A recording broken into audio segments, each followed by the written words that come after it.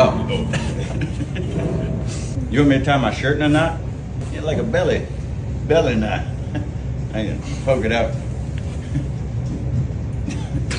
Everyone, to another episode of What the Hell Y'all Gonna Eat Next Week. I'm Chris. And I'm Mason. All right, what we got this week, buddy? I think we're gonna kick this week off with a fan favorite, the chuck steak. Ooh. Our processor, for some reason, decided not to make chuck roast, which is usually what you would have, so they cut it into like these 2-inch steakums right here. Now, this has got a decent amount of fat in it, but it's going to be relatively tough. So you don't want to cook this with the Gordon Ramsay method or the Mason method, which is, well, it actually does quite well in a cast iron with a little salt and pepper. Blind and a grunt. Don't you cook this thing in no cast iron. You only had the toughest cut of meat you ever had. Now, don't listen to him and his sunglasses, his hat, and his beard, and his nonsense. You're going to want to braise this cut generally. You're going to put it inside of your crock pot. You're going to get you a nice, or almost kind of starting to go bad bottle of red wine. Partially covered. Put you some herbs in there. What kind of herbs do you like? Well, say rosemary. Salt and pepper would be right. I'm a big fan of basil because there's a wide variety of basils. There's lemon basil, there's sweet basil, there's Thai basil, there's some other basils.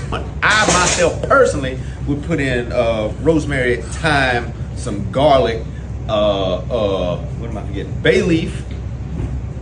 Maybe, no, this isn't pork. If it was pork, I'd put in some juniper berry. I don't know how juniper berry would do with beef, but you could try it. But anyhow, that's a good thing to do with chuck steak. We have 1,000 of these, is that correct? Give or take. Give or take 1,000 of these chuck steaks. We're gonna give you a good price on them on the website, so have a look. Next, I'm gonna throw them for a loop. We're gonna do a little beef. If you're a mid-century white man, you could chop this up in little slices and cook it with onions and garlic and whatever else y'all eat to punish yourselves for the sins of colonialism. But otherwise, I feed these to my daggone dog. What would you do with it? I would do exactly what you just said in a cast iron with a little salt and pepper. Beef liver is on the website, ready to sell. We're gonna stay with the red meat. We're gonna go to some osso bucco. We're staying with the red meat. This is a nice, thick, real thick, almost real thick. Thick enough for you. Look, listen. That is not the sound I was expecting. I was expecting a chunk. I'm dense. A chunk. Dense. You need more. You need to eat more of this. Cook this the same way you would do the chuck roast. Make yourself a nice one, a nice braise with the red wine, with maybe a little bit of beef stock. Would you hand me the classic beef stock? So this also makes a fantastic braising liquid, in addition to the red wine that you could also use. This is also at a nice price. It is made by our Mr. Brian Graff down at Intergalactic Tacos, working in a 97 to 98 degree kitchen. So please reward his efforts by purchasing the stock that he put so much time and effort into. These two pair very well together. You could put also a kind of like carrot top gremolata on top of this after you're done with the braising. I might even cook this tonight. In fact, that's not gonna go in here. This is mine, y'all. So I'm gonna take this one for me, put it over there to feed my ratchet ass kids, and I'm gonna show you how I put that together. Put a little like pesto gremolata kind of thing on top of it. Ooh, pesto gremolata. Yes, that's right. You don't put that in the cast iron skillet.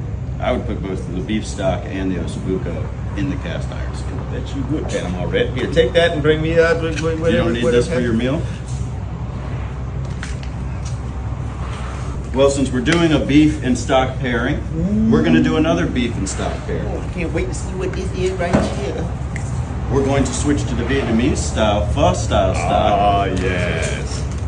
And beef eye brown. Now here we've done something that is probably forbidden in the book of Leviticus, where you're not allowed to do nothing, apparently, which is mixing two different kind of animal. So this is actually a pho style chicken stock. Also, again, made by Brian Graff. It has it's the stock that you would use in a pho. It's made with all those same spices, with the cardamom and the star anise seed. Is it aniseed? I don't know what it is. Anise. All right. Cloves, shallots, whole heads of garlic, and it is absolutely delicious. My favorite thing to do is to take this right out of the bag, let it thaw, heat it up in a pan, and then that is immediately your foie broth. And then I prefer the eye of round as my meat, which I will slice very, very thin, put raw into my bowl with the cooked noodles and everything else. Pour this boiling right on top of it and cooks it to a nice rare and easy meal, relatively affordable and delicious. What's next? We're gonna go to our classic chicken stock, also prepared by Brian Graff. So this is something you just need to have in your home at all times. If you're gonna make chicken and dumplings, if you're gonna braise something that's got chicken in it, any kind of soups or stews, anything you want to make this chicken base, you just need to have this around your house. I think Mr. Brian just made a whole bunch of this stuff, so we have a ton of it. I know it's going to be hot outside, but we call this the hair of the dog. It's hot outside, you put something hot in your body, it balances out. It's probably feng shui, probably not. I don't know what I'm talking about. All right, we're gonna stick to What's our prepared foods. Yeah. We're gonna go to ground chicken. I want to let you explain this. This is ground chicken. Yeah.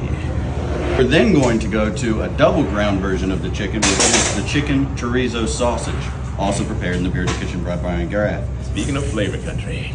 It is a phenomenal chorizo. It is not too spicy. It's smoky in flavor. It pairs well with eggs in the morning in a cast iron with a little salt and pepper.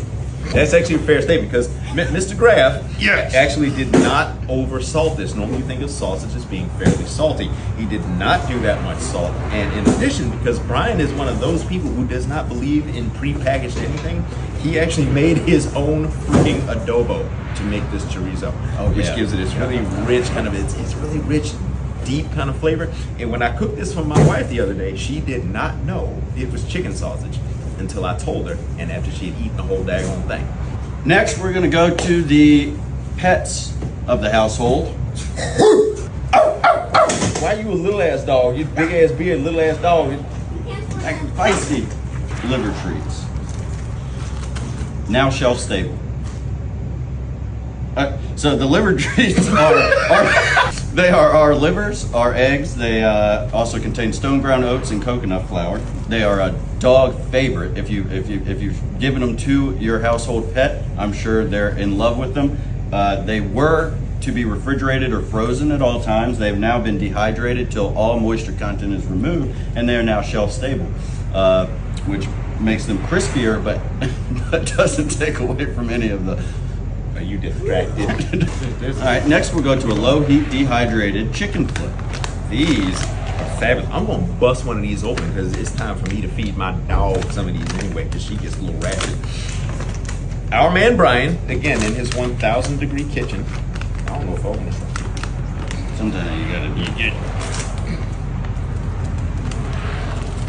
I'm a failure. Sealed for freshness. This will survive being shipped wherever it needs to be shipped. Our pet treats, since they're not for human consumption, are available nationwide, so we can ship these to you. I apologize to anyone who ordered these in the past because I did not realize how popular they were going to be, and so we kind of got back ordered on some stuff, but now we done caught up. So if you order these this week, they will be in the mail next week. Dogs love them to death. They're nice and crunchy, keep them busy for a minute. Because they're not actually cooked, you don't have to worry about splintering issues like you do with, say, like cooked chicken bones. Raw chicken bones are always good, but cooked chicken bones are usually bad, but dehydration gets rid of that issue. There are 24, I believe, in here. Next, we're going to the pet trail mix. Pet trail mix is a lovely diversification of all the different pet things that we have available. Inside of the pet trail mix, which I'm going to open now without issue.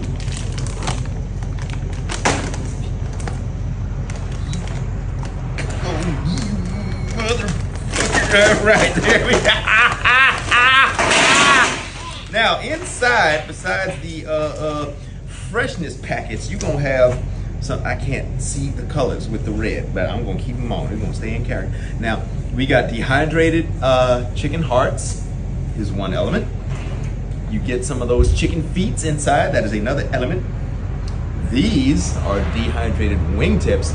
I think these are my dog's favorites. And then we have the liver brownie, which again are not for human consumption. Hearts are pretty good too.